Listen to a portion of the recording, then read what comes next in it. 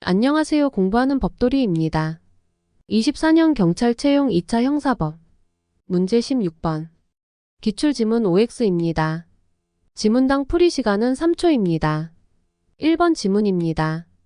중간간제에서 피해자가 술에 취해 수면 상태에 빠지는 등 의식을 상실한 패싱아웃 상태뿐만 아니라 범행 당시 알코올이 기억 형성에 실패만을 야기한 알코올 블랙아웃 상태인 경우에도 기억장애 외의 인지기능이나 의식 상태의 장애에 이르렀다고 인정된다.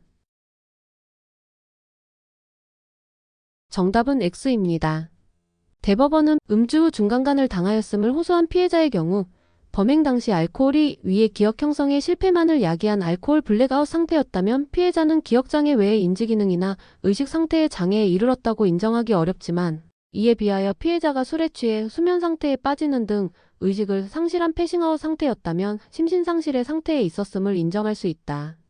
라고 판시하였으므로 틀린 지문입니다.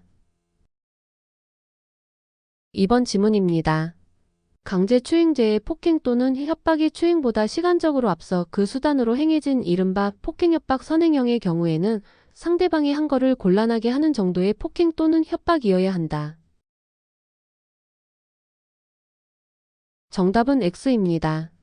대법원은 강제추행죄의 폭행 또는 협박은 상대방이 한 거를 곤란하게 할 정도로 강력할 것이 요구되지 아니하고 상대방의 신체에 대하여 불법한 유형력을 행사폭행하거나 일반적으로 보아 상대방으로 하여금 공포심을 일으킬 수 있는 정도의 해악을 고지협박하는 것이라고 보아야 한다.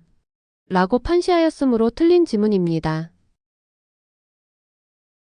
3번 지문입니다.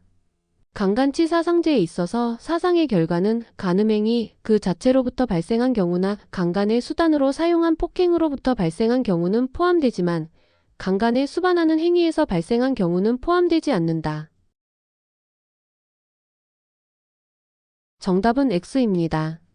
대법원은 강간 등에 의한 치사상죄에 있어서 사상의 결과는 간음행위 그 자체로부터 발생한 경우나 강간의 수단으로 사용한 폭행으로부터 발생한 경우는 물론 강간에 수반하는 행위에서 발생한 경우도 포함한다. 라고 판시하였으므로 틀린 지문입니다. 4번 지문입니다. 성폭력범죄의 처벌 등에 관한 특례법 위반 주거침입강간죄는 주거침입죄를 범한 후에 사람을 강간하는 등의 행위를 하여야 하는 일종의 신분범이고 선우가 바뀌어 강간죄 등을 범한 자가 그 피해자의 주거에 침입한 경우에는 이에 해당하지 않고 강간죄 등과 주거침입죄 등의 실체적 경합범이 된다. 정답은 O입니다.